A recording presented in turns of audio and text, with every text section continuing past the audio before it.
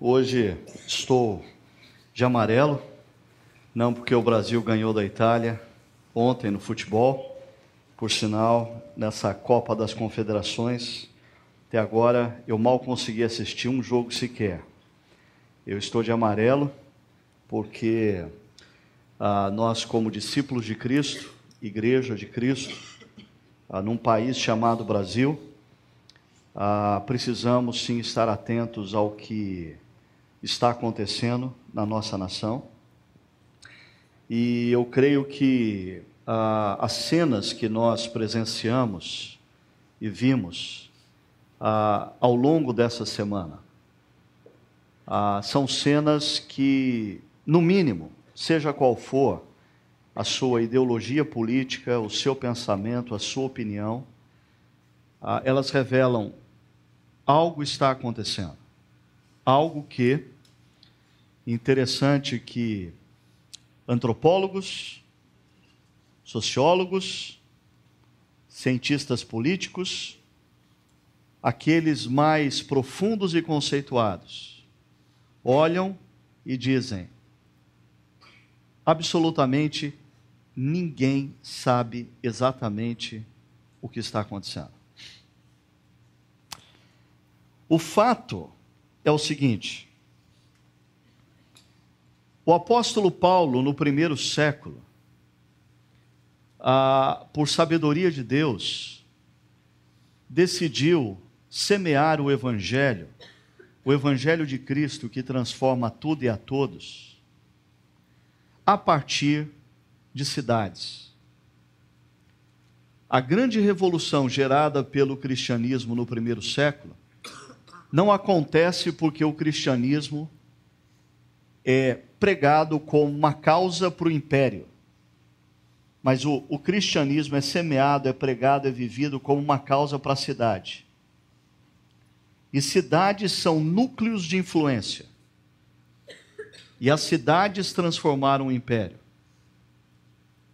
O movimento que nós vimos acontecer nos últimos dias é interessante porque, apesar das principais causas agora inseridas no movimento serem causas de âmbito federal, elas são proclamadas a partir da cidade. E é claro, existem duas coisas conjugadas nesses movimentos. A primeira, reivindicações legítimas de um povo que sempre foi tido como pacífico, mas que é alvo de tanta injustiça, seja qual for a posição social que o indivíduo ocupe. Porque nós fazemos parte de uma nação na qual nós pagamos impostos de primeiro mundo e recebemos em troca serviço de terceiro mundo. Isso é injustiça. Nós somos uma nação de impunidade, que desde os criminosos mais fúteis, que nos assaltam nos semáforos e matam e tiram vidas de pais e mães, sem qualquer dor no coração, até os políticos corruptos que desviam milhões e milhões de reais, todos eles sabem que o mal que acomete essa nação é a impunidade. Ninguém é punido.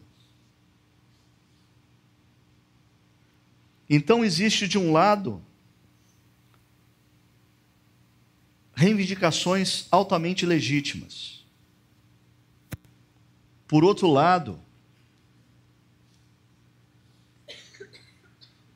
existe o agregamento de uma violência sem causa, de uma violência irracional, eu até diria, por falta de senso crítico de uma geração jovem, existe até o agregamento de imagens complicadíssimas. Imagens, por exemplo, de um herói chamado V de Vingança, que é um anarquista assassino. Então, o que esse movimento vai gerar nas próximas semanas e meses, vai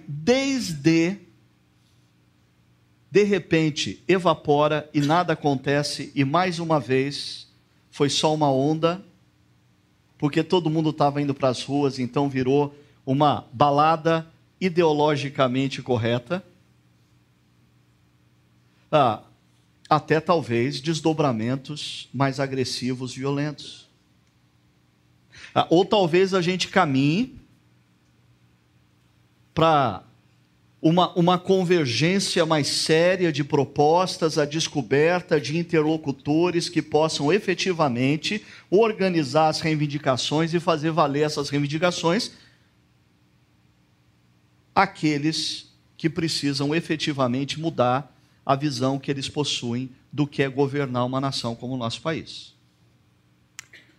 Mas eu acho que nós precisamos, como cristãos, primeiramente, orar pela paz. Orar pela paz na cidade. Inúmeros salmos no Antigo Testamento, o salmista nos convida e nos desafia a orar pela paz. E vendo as cenas, os noticiários desse fim de semana, me vinha constantemente esse apelo, a oração pela paz na cidade.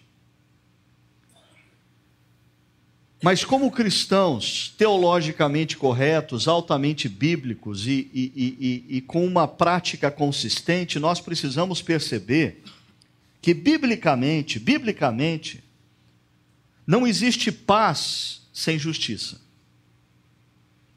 Não existe paz sem justiça. Paz sem justiça é alienação. E deixa eu te provar isso. Na cruz do Calvário, Deus estabeleceu a paz entre eu e ele, entre você e ele, fazendo justiça. Na cruz, é a justiça que gera a paz, e não o contrário. O conceito bíblico shalom do Antigo Testamento é um conceito de justiça que gera paz. Existe paz na cidade porque a justiça de Deus está sendo propagada através do rei. Então nós precisamos orar pela paz, mas nós precisamos orar também pela justiça. E só existe uma coisa capaz, ou um elemento, um conceito capaz de conjugar paz e justiça. Se chama Evangelho. O Evangelho. O Evangelho conjuga paz e justiça. O grande problema é que a grande maioria dos cristãos não conhece o Evangelho. A grande maioria dos cristãos não conhece as implicações últimas do Evangelho. Eles ainda vivem uma religiosidade achando que Deus os chamou para frequentar uma igreja de domingo, ter um padrão moralmente acima dos seus amigos de trabalho, frequentar as reuniões sociais, religiosas das suas igrejas e uma vez por mês pagar a mensalidade para o seu clube religioso, que ele chama de igreja, e essa mensalidade se chama dízimo. Quando, na verdade, a igreja é a agência do reino de Deus para anunciar o Evangelho em palavras e ações. E o Evangelho, quando é anunciado em palavras e ações, ele transforma sociedades.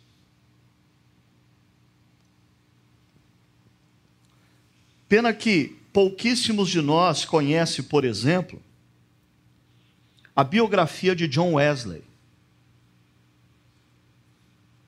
Um homem, um pastor, que viveu na Inglaterra pós-revolução industrial, no momento em que a sociedade inglesa vivia um verdadeiro caos, e alguns historiadores, olhando para os efeitos do que John Wesley gerou na Inglaterra em termos de transformação individual, social, política, Alguns historiadores dizem: a Inglaterra foi poupada de uma revolução tão sangrenta quanto a francesa, porque o evangelho chegou primeiro.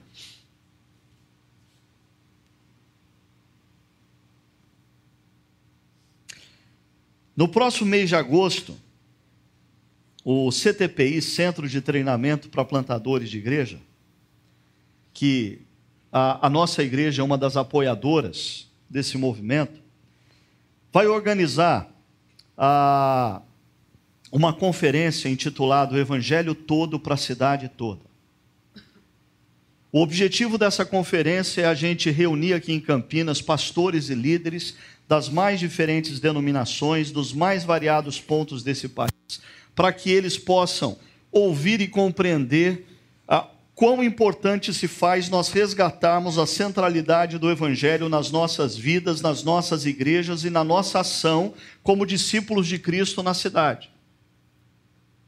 Então, eu pediria para você, ore pela paz na cidade, ore pela justiça na cidade, ore por esse evento que acontece, ou acontecerá em agosto, dias 20, 21 e 22 de agosto, aqui em Campinas. Para que Deus traga para cá pastores e líderes que possam fazer diferença posteriormente nos mais variados cantos desse país. Quem sabe você, com seus contatos, você conheça pastores e líderes, que você possa sair daqui hoje dizendo: olha, eu tenho um convite muito importante para fazer para você, eu quero que você esteja nesse evento. Talvez você possa ajudar esse pastor, esse líder a estar aqui e ser impactado por essa mensagem. Porque muitas vezes eles até querem estar, mas eles não podem estar. Essa semana mesmo eu recebi um e-mail de 2 pastores do Nordeste, dizendo: nós queremos estar, mas nós não temos condição de estar.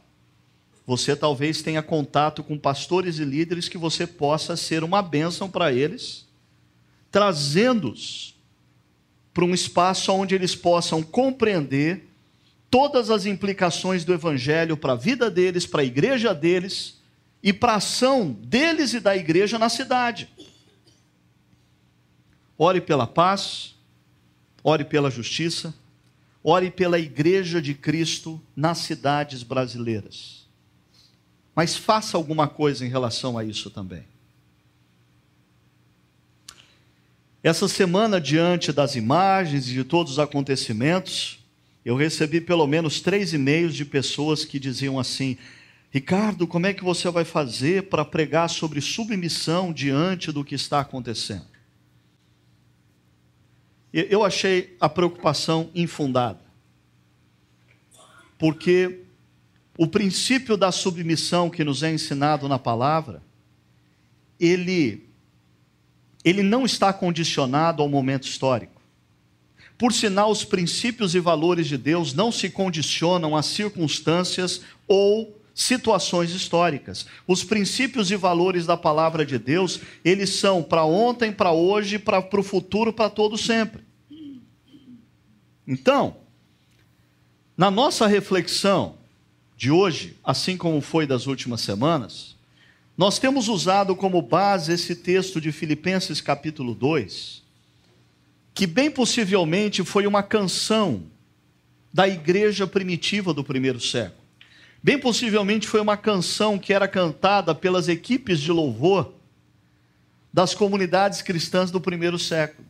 E o apóstolo Paulo integrou essa canção na sua carta e ele diz assim: seja a atitude de vocês a mesma de Cristo Jesus, que embora sendo Deus Todo-Poderoso, não considerou que o ser igual a Deus era algo a que devia apegar-se, mas esvaziou-se a si mesmo, vindo a ser servo, tornando-se semelhante aos homens, e sendo encontrado em forma humana, humilhou-se a si mesmo e foi obediente até a morte e morte de cruz.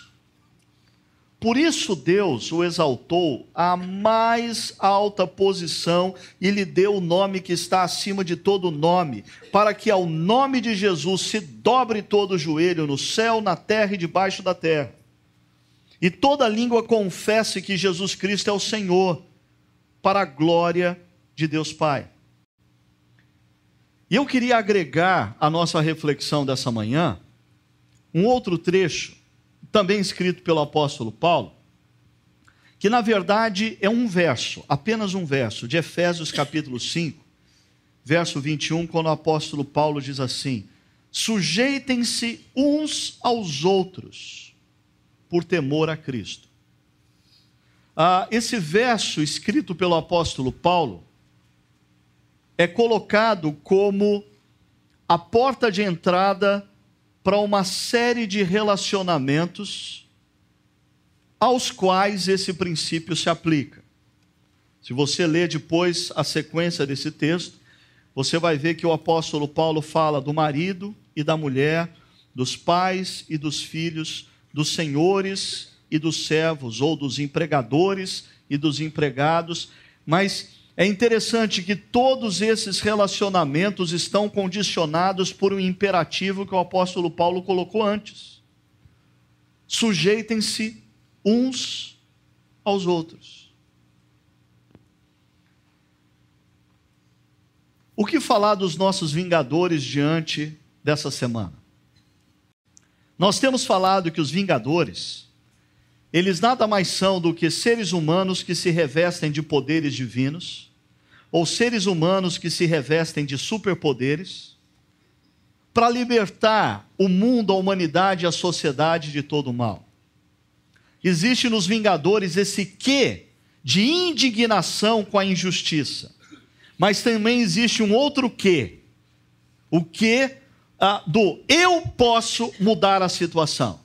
E é a partir de mim e da minha força ou dos meus superpoderes que eu vou mudar isso. O ponto fora da curva aqui é o vingador que nós vamos ter em foco hoje, Thor. Porque Thor não é um ser humano que se reveste de poderes divinos. Thor é uma exceção, porque ele é um ser divino que entra na humanidade, num primeiro momento, desprovido dos poderes divinos. Ou seja, Thor é um contraponto dentro dos Vingadores. Para quem não sabe, Thor é um deus da mitologia nórdica, dono do poder de controlar trovões e tempestades, e que possui um enorme machado com o qual ele vence e destrói todos os seus inimigos aliados à força do mal. Segundo a mitologia, Thor, filho de Odin, pai de todos, é enviado para a terra, é enviado para a humanidade, não por vontade própria, não por uma missão. Thor é enviado à humanidade porque ele é castigado. Thor entra na história da humanidade como fruto de um castigo, perceba isso. E por que Thor é castigado? Por causa da sua soberba, por causa das suas atitudes tempestivas. Então Thor tem um pouquinho do Homem de Ferro na sua soberba, ele tem um pouco de Hulk na sua tempestividade, mas principalmente Thor é um rebelde. Thor não consegue se colocar debaixo da agenda de outro. Por favor, perceba isso. Thor não consegue se colocar debaixo da agenda de outro. Thor só consegue agir de maneira autônoma.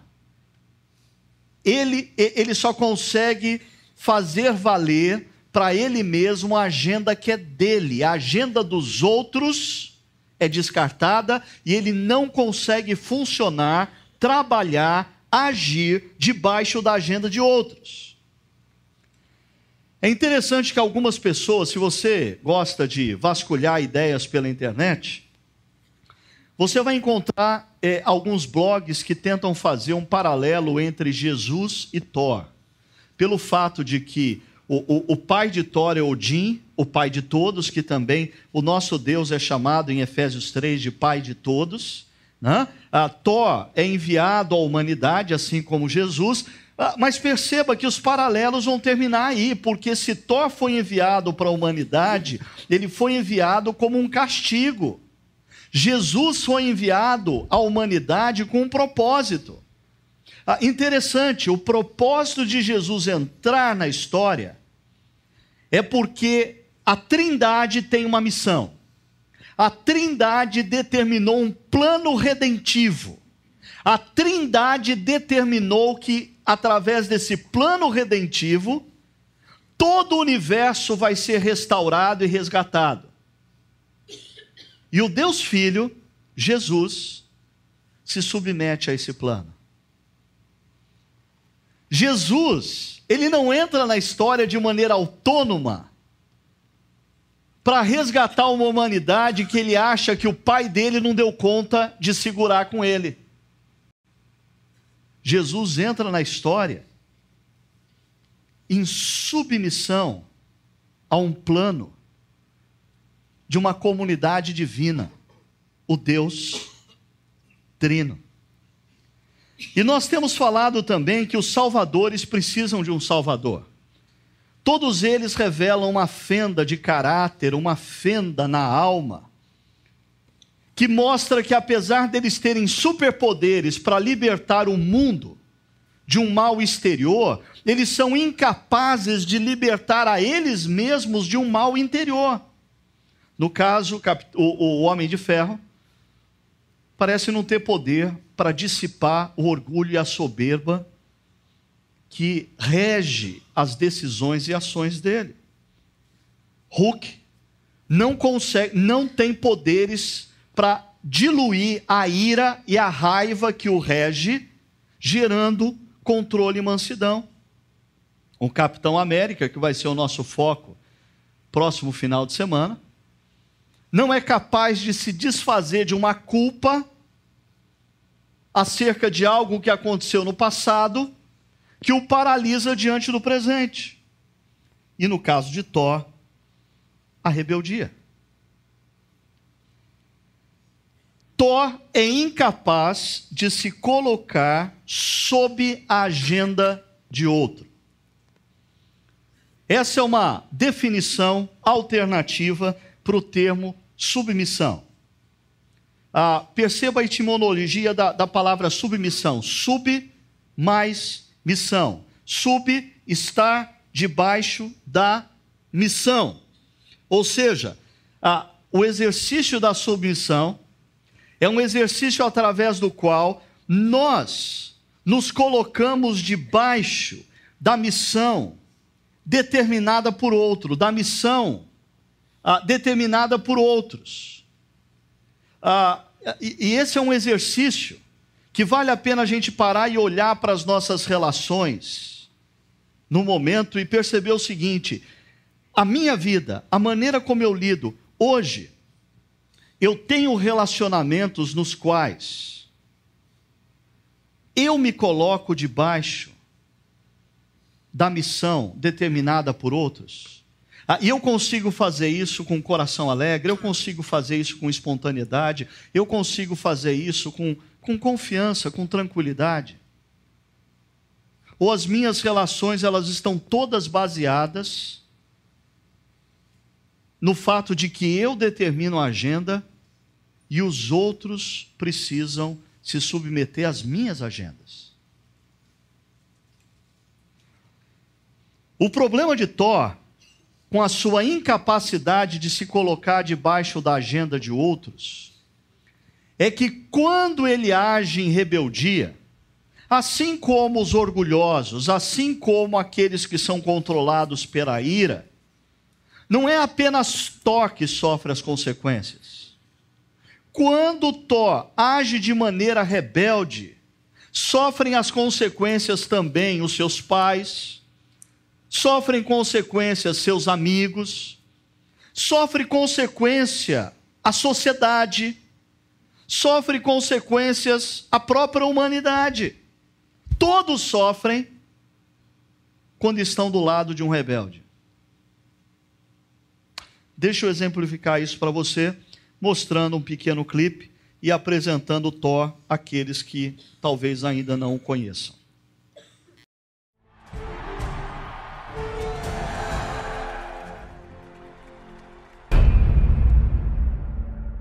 Do you you swear to guard the Nine Realms?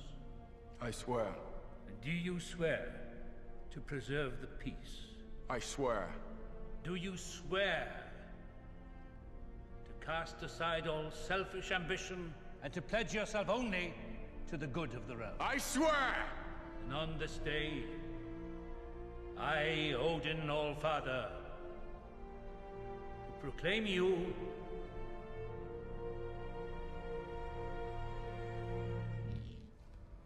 the Jotuns must pay for what they've done.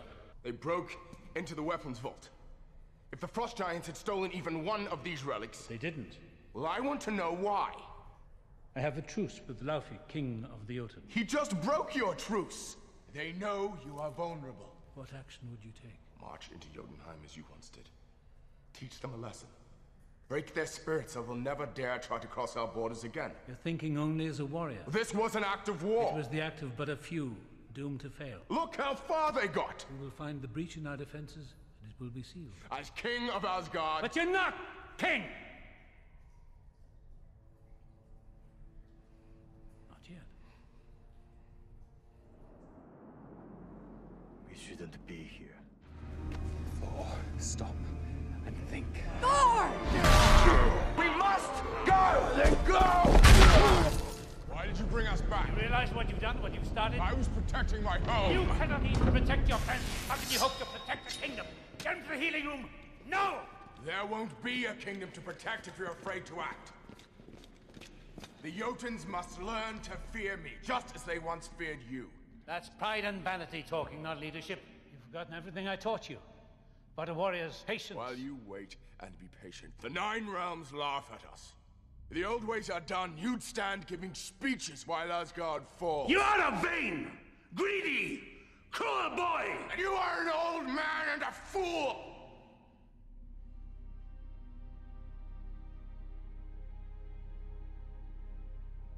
Yes.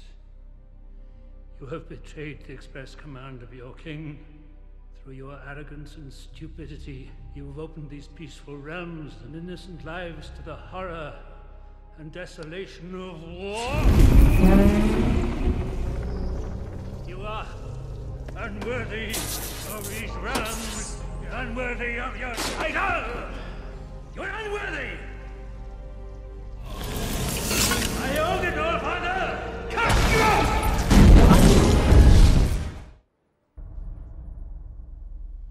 Loki, what are you doing here? Father is dead. What? Your banishment. The threat of a new war. It was too much for him to bear. The burden of the throne has fallen to me now. Can I come home? The truce with Jotunheim is conditional upon your exile.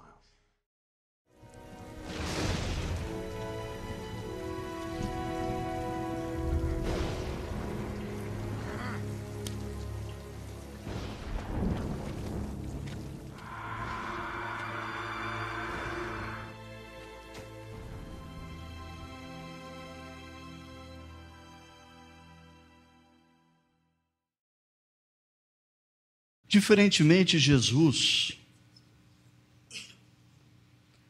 com o seu coração e com a sua atitude de submissão ao plano do Pai Celeste, ao invés de amaldiçoar os que o cercam, ele abençoa os que o cercam. Thor, com a sua rebeldia, desonra seu pai. Jesus, com a sua submissão, honra e glorifica o seu pai. Thor, com a sua rebeldia, fere aqueles que o cercam. Jesus, com a sua submissão, abençoa a todos aqueles que o cercam. Certamente Thor tem que aprender. Se ele quer ser filho de Deus, ele teria que aprender com Jesus. Ele precisa de um salvador. Ele precisa de um resgatador. Ele precisa de Jesus. Falando de rebeldia e insubmissão, existem alguns elementos norteadores quando nós lemos a Bíblia, para a gente perceber o que significa isso. Primeiro elemento, a rebeldia é a marca principal de Lúcifer. e o seu movimento. A Bíblia nos diz que Lúcifer era um anjo muito belo, um dos maiores anjos dentro da hierarquia celestial, mas que de repente é tomado em seu coração pelo desejo de ser semelhante a Deus, e ele passa a se rebelar contra a vontade de Deus, ele passa a se rebelar contra os planos de Deus. E assim, a Bíblia diz que Lúcifer arrasta com ele 1/3 dos anjos celestiais. Lúcifer é um anjo de luz que, por causa da rebeldia, é expulso dos céus. Nesse aspecto, é interessante ponderar se Thor se parece mais com Jesus ou com Lúcifer. E as mulheres que o digam, porque o Thor parece um anjo de luz, né? Ainda, quando a gente lê as Escrituras, a rebeldia é a essência da queda. Porque Lúcifer se aproxima do homem e da mulher. Lúcifer se aproxima daqueles que são a menina dos olhos de Deus na criação. E semeia no coração deles a rebeldia. Semeia no coração deles o desejo deles não mais estarem debaixo do cuidado de Deus, não mais estarem debaixo da orientação de Deus, não mais estarem debaixo da sabedoria de Deus, mas serem autônomos. Isso parece tão fascinante que Eva é seduzida e Adão cai no mesmo equívoco. Logo, a rebeldia é a essência da queda. E o problema é que a partir do momento que os nossos primeiros pais se rendem à rebeldia, a rebeldia passa a pertencer ao nosso DNA. A rebeldia passa a estar presente nas nossas relações.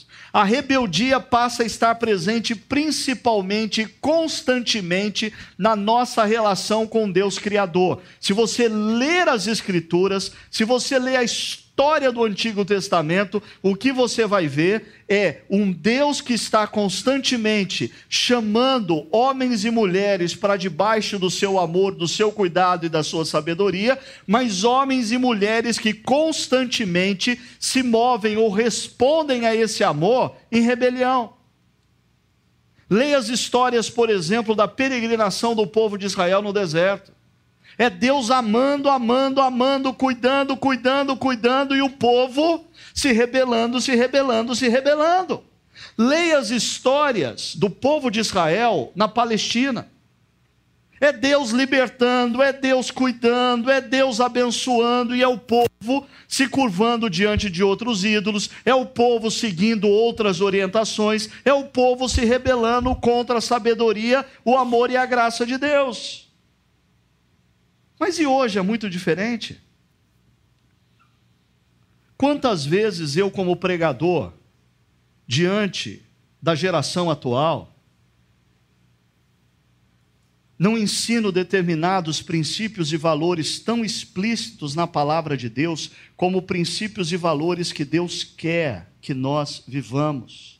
Princípios e valores que foram determinados por Deus, segundo o livro de Deuteronômio, para que tudo nos vá bem. Mas enquanto eu prego, eu posso ver na fisionomia das pessoas, elas dizendo: ah, Ricardo, Deus precisava fazer um upgrade nos seus valores. Ah, Ricardo, venhamos e convenhamos, esse negócio funcionou no tempo de Israel no deserto, hoje não funciona mais.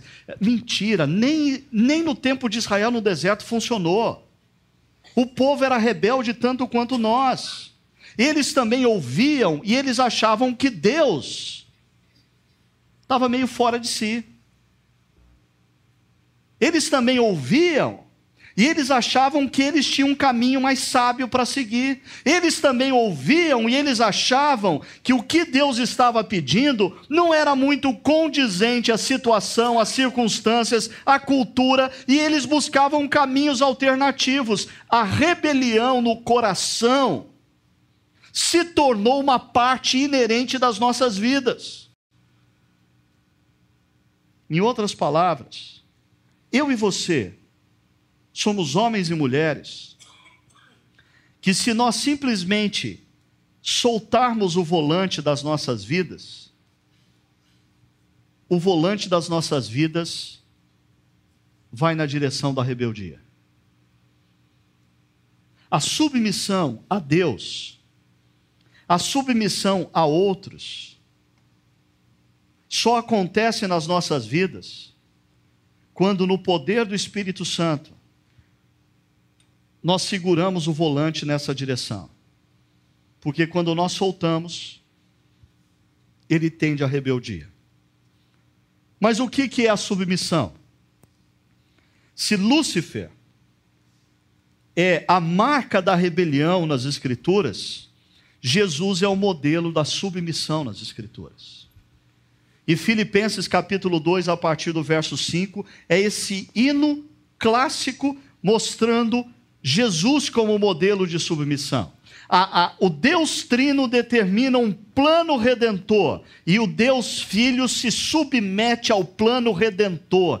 A gente não consegue imaginar a preciosidade daquela oração de Jesus no Getsêmani, porque dentro da Trindade, o Deus Filho é aquele que vai experimentar a morte, o Deus experimentando a morte que era consequência do nosso pecado.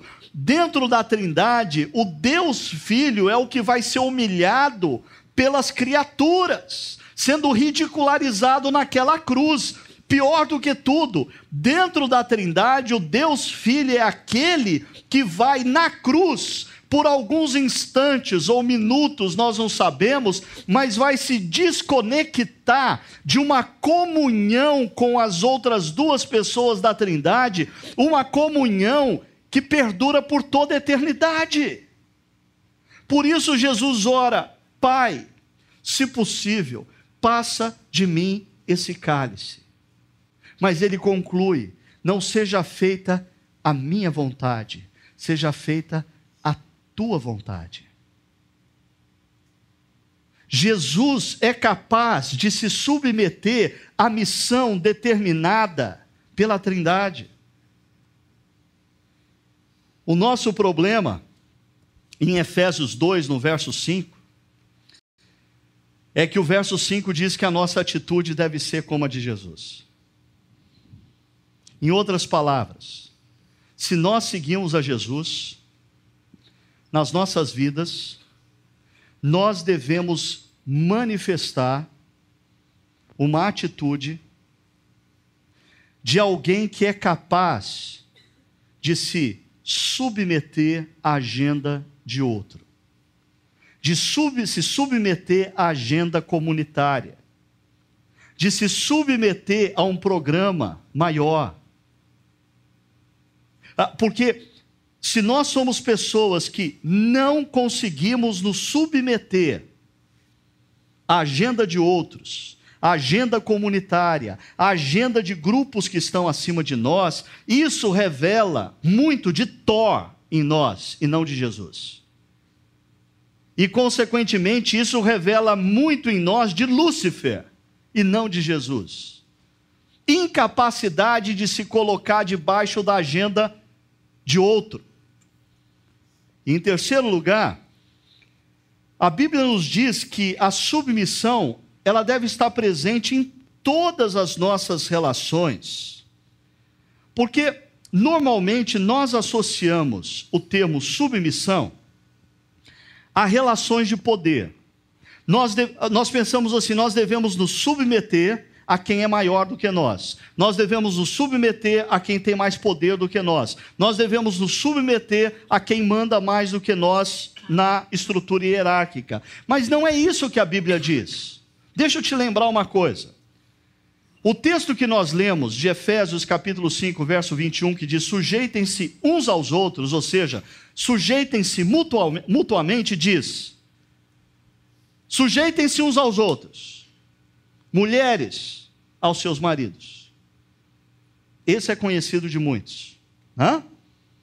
Mas, se você pegar o contexto, então está dizendo: sujeitem-se uns aos outros. Mulheres aos seus maridos. Maridos às suas mulheres. Pais aos seus filhos. Filhos aos seus pais.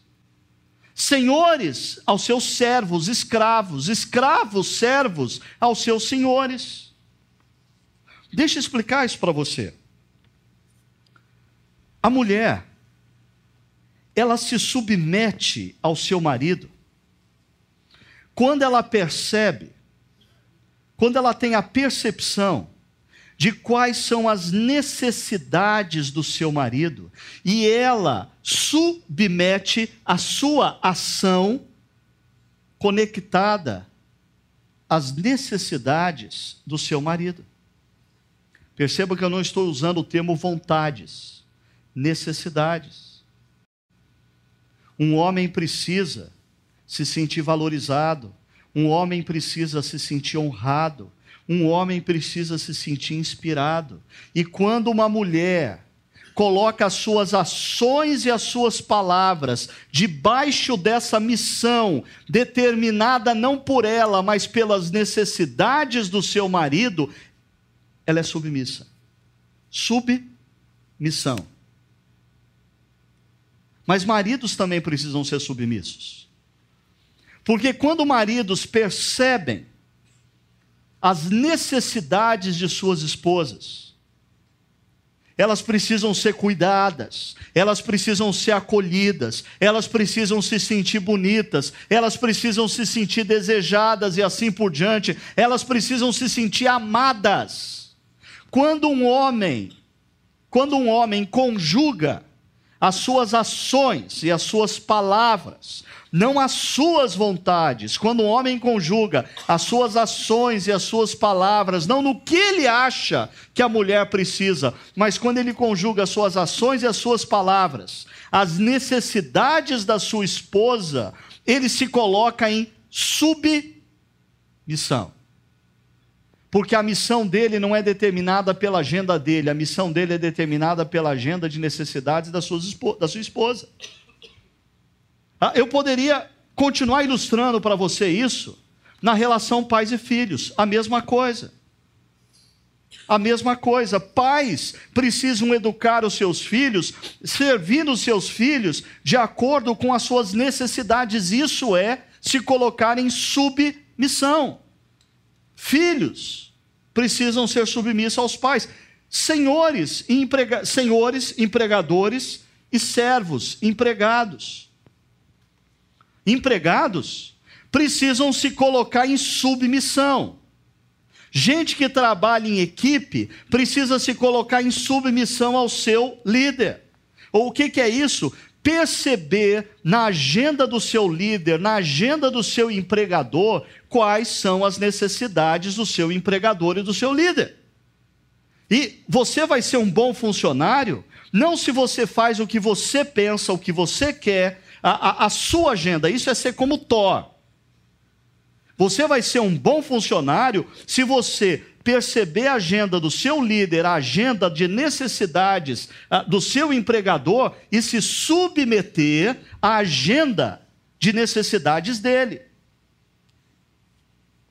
Mas o empregador também precisa se submeter, porque ele precisa perceber qual é ou quais são as necessidades do seu empregado, do seu liderado. E ele precisa servir o seu empregado, o seu liderado, a partir das necessidades da agenda desse. É por isso que a Bíblia fala de submissão mútua. O conceito submissão na Bíblia não é um princípio exercido por gente fraca diante de gente poderosa. Não é um princípio exercido por gente pequena diante de gente grande. O princípio de submissão na Bíblia é exercido, por exemplo, na Trindade, pelo Deus Filho, que é como Deus Pai e Deus Espírito, que decide se submeter à missão. Maridos não são superiores a esposas e vice-versa, mas o cristianismo os convida a se colocar numa relação de submissão mútua. Servos e senhores, empregadores e empregados cristãos, não são melhor um do que o outro, mas a Bíblia nos convida a viver em uma relação de submissão mútua. Isso afeta também, por exemplo, a questão com as autoridades. E aqui a gente começa a chegar perto do ponto dessa semana. Antes de chegar especificamente ao ponto dessa semana, deixa eu falar das autoridades espirituais.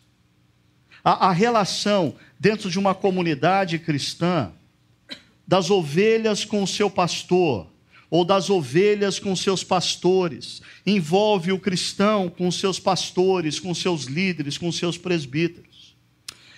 Eu confesso para vocês que sempre abordar esse tipo de coisa me deixa em uma situação delicada, porque a impressão que pode passar é de se estar legislando em causa própria. Mas, por outro lado, é bíblico. Por outro lado, quando a gente prega aqui na Chácara Primavera, a gente acaba pregando para centenas, para milhares de pessoas que pertencem a outras igrejas e que talvez estejam cometendo equívocos nessa relação. Nós, quando pregamos aqui, a gente acaba pregando pela internet para inúmeros pastores que talvez estejam agindo de maneira equivocada e gerando prejuízos nessa relação. O que a Bíblia diz sobre essa relação? Diz: obedeçam aos seus líderes e submetam-se à autoridade deles. Ou seja, a nossa relação para com os nossos mentores espirituais, para com os nossos pastores, para com os nossos líderes espirituais, desculpa se isso te ofende, mas é bíblico. E se te ofende, é a prova de que o nosso coração é rebelde. Só de falar em submissão, a gente se rebela. Só de ouvir que a gente tem que se submeter, a gente já é contra. Mas é bíblico. Obedeçam aos seus líderes e submetam-se à autoridade deles. Mas olha só como, mesmo essa relação, a submissão é mútua. Porque em seguida diz: eles cuidam de vocês como quem deve prestar conta. Se por um lado, crentes, ovelhas, cristãos, discípulos, precisam sim obedecer, ouvir e se deixar guiar pelos seus pastores e líderes, pastores e líderes precisam cuidar das suas ovelhas como quem precisa prestar contas a Deus. Logo, nessa relação de submissão mútua, o que acontece quando pastores, que supostamente deveriam cuidar das ovelhas, se tornam tosqueadores de ovelhas? O que acontece, né? Eu não estou falando daquela relação de cristãos que discordam do fato do seu pastor não usar terno e gravata, ou discordam do pastor usar terno e gravata. Discordam dos caminhos que o pastor ou os pastores determinam para o cuidado das pessoas. A gente está falando de igreja que não está sendo cuidada porque os seus pastores deixaram de cuidar e se tornaram tosqueadores. Pergunta: o que acontece com essa relação? O texto diz: obedeçam-lhes, para que o trabalho deles, no caso dos pastores que efetivamente estão fazendo o trabalho de pastores e não de tosqueadores, obedeçam-lhe para que o trabalho deles seja uma alegria e não um peso. Porque não a Chácara Primavera, mas muita igreja por aí, a gente já tem pouco pastor de fato. E algumas igrejas estão conseguindo acabar com esses poucos pastores, porque torna o trabalho deles tão pesado, tão árduo, que os poucos pastores que nós temos começam a azedar, amargar e abandonar. O texto diz: obedeçam-lhe para que o trabalho deles seja uma alegria e não um peso. Por isso não seria proveitoso para vocês. Mas uma outra relação, guarda a pergunta que eu fiz anteriormente. O que acontece quando nessa relação mútua entre pastores e ovelhas. Ovelhas deveriam seguir os seus pastores, e pastores deveriam cuidar das suas ovelhas, mas quando pastores, ao invés de cuidar, se tornam tosqueadores, o que acontece? Vamos então para as autoridades governamentais. Romanos capítulo 13, do verso 1 ao 5, depois você lê o texto completo, eu só coloquei 2 partes de 2 versos ali, diz assim: todos devem sujeitar-se às autoridades governamentais. Todos devem. Ah, mas eu discordo. Discorde de Deus. Pois não há autoridade que não venha de Deus. E aqui eu quero convidar você para um exercício, que eu não sei se você percebe, mas eu tenho insistido muito há anos aqui na comunidade, por exemplo, na Chácara Primavera. Nós precisamos construir ou resgatar uma cosmovisão cristã do mundo.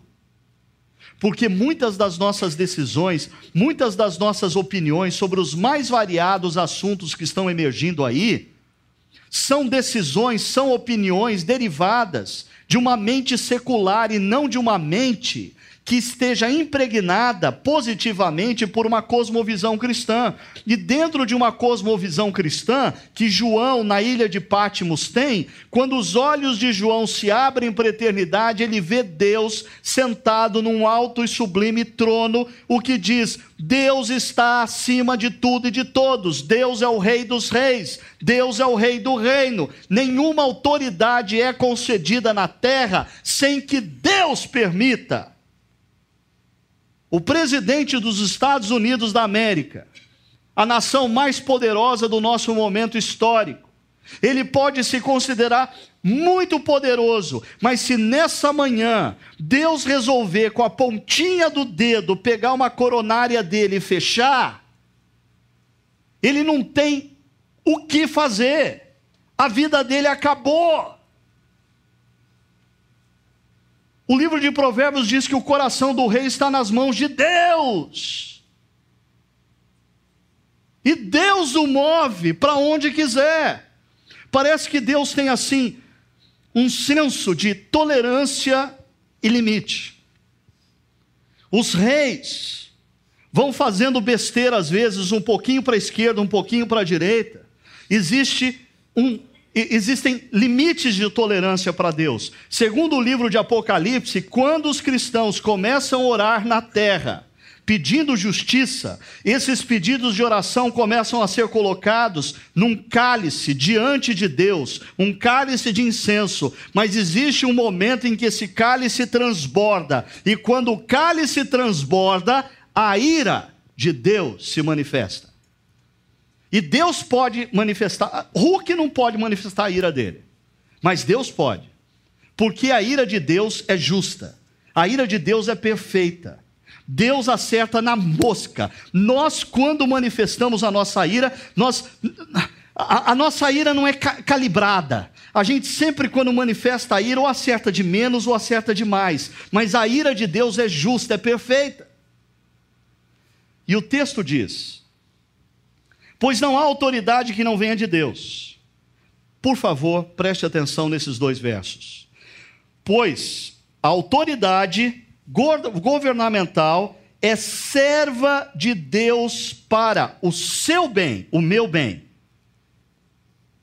É serva de Deus, agente de justiça. Dentro de uma cosmovisão cristã, nós devemos nos submeter a toda autoridade governamental constituída, porque nenhuma autoridade foi concedida na face da terra sem que Deus olhe e permita, ok? No entanto, dentro de uma cosmovisão cristã, toda autoridade governamental foi constituída para que se promova justiça e bem. O que se espera do rei? Que ele seja um promotor da justiça e do bem. O que se espera dos presidentes de república? Que eles sejam promotores da justiça e do bem. O que se espera de todo e qualquer governante político? Que ele seja uma pessoa engajada e promotora com a justiça e com o bem.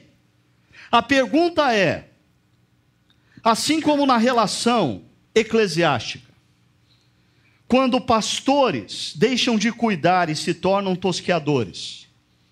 O que acontece quando governantes deixam de estar submissos à agenda do bem e da justiça? Porque perceba, mais uma vez é uma relação de submissão mútua. Nós devemos nos submeter aos nossos governantes, sim, mas eles devem estar submissos a uma agenda condicionada pela justiça e pelo bem. O que acontece quando os governantes rompem com a submissão à agenda do bem e da justiça? Francis Schaeffer diz, deixa eu achar aqui o que Francis Schaeffer diz agora. Acho que é aqui. Deus ordenou o Estado como autoridade delegada, não autônoma. Não é interessante pensar no Estado dentro de uma cosmovisão cristã? Aqui não está dizendo que o Estado tem que estar subjugado à igreja. Não, longe disso, longe disso. Igreja e Estado são coisas distintas e precisam ser. Mas dentro de uma cosmovisão cristã, a autoridade foi dada para que o Estado promova a justiça e o bem. Olha só, o Estado deve ser agente da justiça. Quando se faz o contrário, ele não possui a autoridade correta. Torna-se então uma autoridade usurpada e, como tal, sem lei e tirânica. Então, o que falar dos últimos acontecimentos? Primeiro, nós precisamos, como cristãos, nos lembrar que a nossa submissão é devida primariamente a Deus, que é o Rei do Reino. A nossa submissão primária é a Deus. Segundo, o princípio de submissão deve nortear todas as nossas relações. Todas. O princípio da submissão não é um princípio para relações de gente pequena diante de gente grande, ou gente fraca diante de gente poderosa. Não, todas as relações, marido, mulher, pais e filhos, patrões e empregados, cidadãos e governo, crentes, ovelhas e pastores e assim por diante. O cristão deve submeter-se às autoridades constituídas. Esse é o princípio maior. Os cristãos devem... Não importa se o cristão tem uma carteirinha que, quando o guarda de trânsito para ele, aquela carteirinha intimida.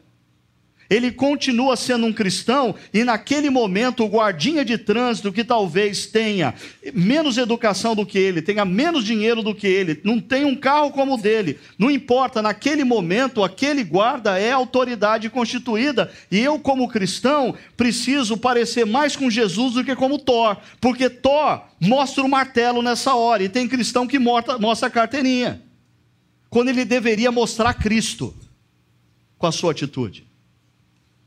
Em todas as relações. Submissão não está condicionada à relação entre pequenos e grandes, fracos e poderosos. Submissão é uma relação que deve nortear todas as nossas relações. 4. As autoridades constituídas devem ser submissas à agenda da justiça e do bem. Quer elas pensem nisso, entendam isso ou não. Perceba, o princípio aqui, mais uma vez, não é que presidentes, deputados, senadores, prefeitos, vereadores, governadores devam estar submissos à igreja. Não! Eles devem estar submissos a uma agenda que promova a justiça e o bem. Quando acontece o contrário, esse texto a gente já leu, quando autoridades não se mostram submissas à agenda da justiça e do bem, a igreja assume o seu caráter profético. Quando o rei no Antigo Testamento, ao invés de promover a justiça e o bem, promove a corrupção e a opressão, Deus manda o profeta. O profeta para dizer assim, olha, desculpa, Deus colocou você nesse trono para você ser promotor de justiça e do bem. E você está usando esse trono para o seu próprio benefício. Você não está julgando a causa do pobre, da viúva, do estrangeiro. Você não está tendo políticas que beneficiem o povo, só beneficia você. Você está desviando verba pública para o seu próprio benefício. O profeta se levanta para falar contra esse rei. Interessante que Howard Snyder, falando sobre John Wesley, que eu fiz menção há pouco, ele diz: tomar uma posição aberta contra toda a impiedade e injustiça que inunda como um dilúvio a nossa terra é uma das formas mais nobres de confessar a Cristo em face de seus inimigos. E aqui é em face dos inimigos de Cristo, não dos seus inimigos. A gente não tem tempo, mas eu queria sugerir para você fazer uma pesquisa essa semana acerca de alguns nomes de cristãos que em determinados momentos históricos, em determinadas sociedades, precisaram assumir essa postura profética, para você perceber como eles assumiram essa postura profética. Por exemplo, primeiro nome, John Knox, na Escócia. Segundo nome, William Wilberforce, um parlamentar inglês, consequentemente, na Inglaterra, diante da política escravagista do Reino Britânico. Terceiro nome, John Wesley, diante da sociedade pós-industrial, ou pós-revolução industrial, caótica, na qual não existiam leis de trabalho e pessoas estavam sendo subjugadas e condenadas à morte, trabalhando dentro das indústrias. Quem foi John Wesley? Eu queria convidar você para fazer uma pesquisa e ler um pouquinho sobre Dietrich Bonhoeffer, um pastor luterano que viveu debaixo do governo nazista de Hitler. Como esse cristão se comportou? Faça uma pesquisa, leia um pouquinho sobre Martin Luther King Jr., um pastor que, diante das injustiças que os negros estavam sendo submetidos, numa sociedade supostamente cristã, norte-americana, se levanta para ser um profeta, e eu creio, eu conversava com um grupo de jovens ontem, dizendo, um profeta que concilia o anúncio da verdade. Deus demanda das autoridades justiça e bem, sem violência. Sem violência. Sem violência. Por fim, pesquisem um pouquinho sobre o bispo Desmond Tutu e o papel dele no problema do apartheid na África do Sul.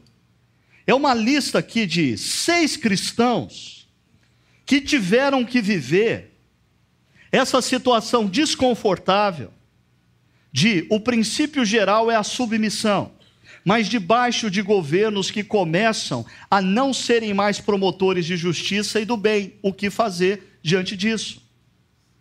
Mas eu queria terminar lembrando essa frase célebre de Martin Luther King Jr., quando ele diz: o que me preocupa não é o grito dos maus, mas é o silêncio dos bons. Mas um último princípio muito importante. O exercício do caráter profético considera a humildade e a mansidão. E aqui vem a dificuldade de alguns. Porque o exercício do caráter profético da igreja não pode fazer com que ela não se pareça com Cristo. E a grande questão é, como ser um profeta sem abrir mão da humildade, da mansidão? Eu já aviso você uma coisa. O resultado final desse negócio, via de regra, não é bom para o profeta. Jesus cumpriu a sua função profética, sem abrir mão da humildade e da mansidão. O que ele ganhou? A cruz. Os profetas no Antigo Testamento cumpriram a sua missão profética sem abrir mão da humildade e da mansidão, crendo que o Rei dos Reis é aquele, só ele pode manifestar a ira justa. O que aconteceu com os profetas? Morreram.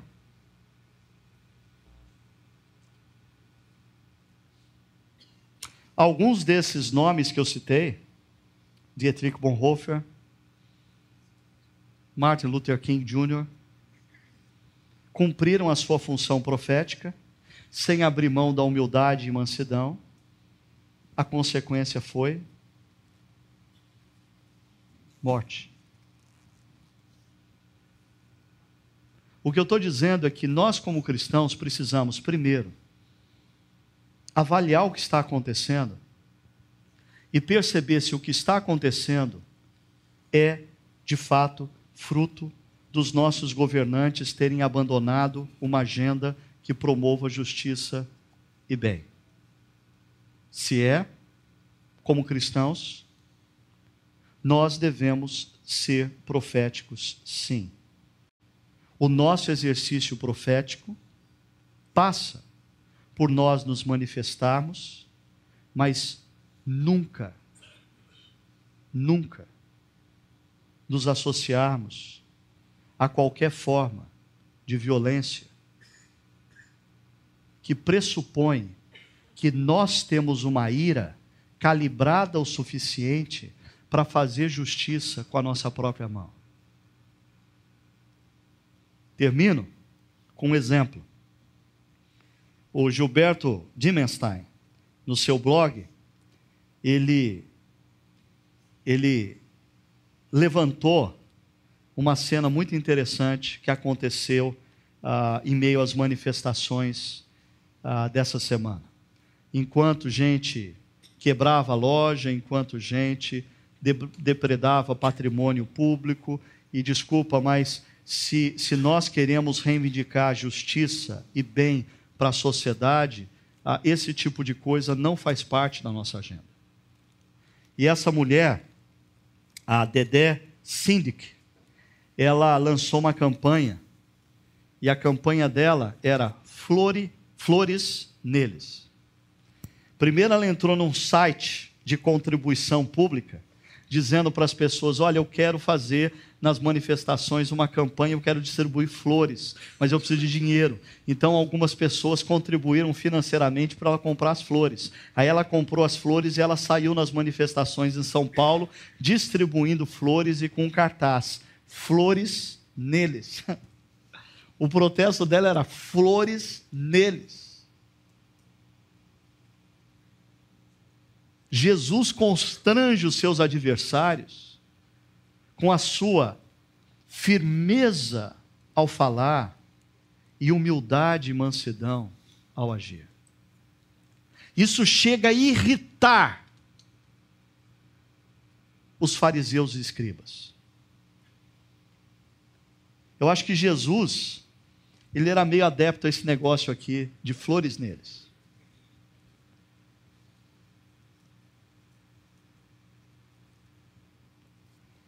Termino.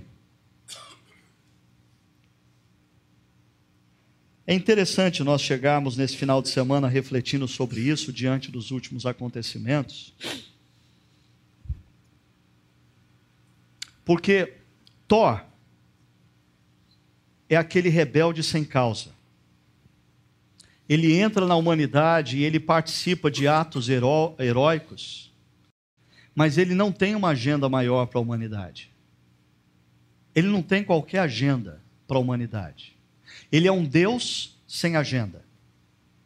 Jesus entra na história, submisso a um plano de Deus, redentivo. E a gente não pode esquecer de uma coisa em toda essa história. Presta atenção nisso e eu prometo que assim eu termino. Todo esse anseio manifesto pela população brasileira nas ruas das nossas cidades é plenamente legítimo e nós devemos sim estarmos atentos e lutando por isso. No entanto,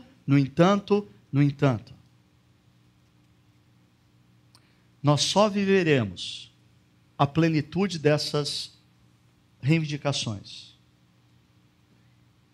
o dia em que o nosso Salvador Jesus surgir nos céus, concretizar o seu reino na terra, e aí tudo o que está sendo reivindicado será vivido em plenitude. Aqui nós vamos viver constantemente a tensão de ansiarmos por um reino plenamente justo e lutarmos dentro dos nossos limites para manifestar os sinais desse reino que nós esperamos na maior intensidade possível, no aqui e no agora. Vamos orar? Senhor, nós queremos em primeiro lugar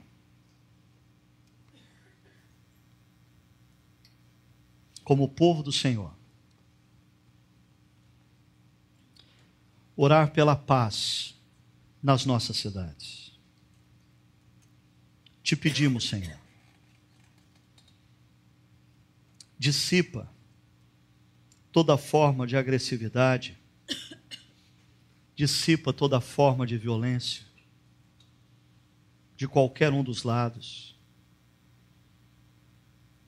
dissipa toda expressão de ira que não nos é própria, Senhor.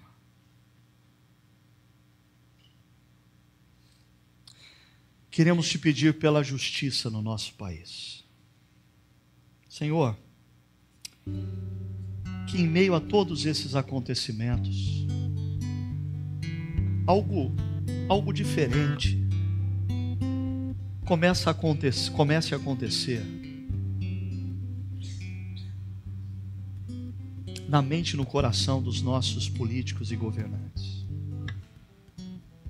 Tu sabes, Senhor, que nós temos sofrido tantas decepções, que nós oramos nesse sentido desconfiando. Mas converte o nosso coração a confiar no Teu poder. No Teu poder de constranger os nossos governantes a serem mais justos, a serem mais honestos, a se interessarem efetivamente pelo bem comum, a terem práticas que promovam a justiça no nosso país. Dá-nos como igreja sabedoria para sabermos lidar diante de tudo que está acontecendo, para sermos cristãos, profetas na sociedade brasileira, cumprindo a nossa missão profética sem abrirmos mão do caráter de Cristo em nós. E Senhor, uma vez que não queremos abrir mão do caráter de Cristo em nós, que tem por marcas a humildade, a mansidão, a submissão, que nessa manhã o Senhor ilumine as nossas mentes e corações para percebermos quão submissos nós temos sido nas nossas relações, ou quão rebeldes nós temos sido. Dá-nos um coração mais parecido com o de Jesus. Ensina-nos a vivermos como homens, mulheres, maridos, esposas, pais, filhos, empregadores e empregados, mais comprometidos com a submissão mútua. Dá-nos um coração mais bondoso para com aqueles que nos lideram, nas empresas, nos grupos sociais, nas igrejas. Faz de nós, homens e mulheres, mais parecidos com Jesus, enchendo-nos com o teu Santo Espírito.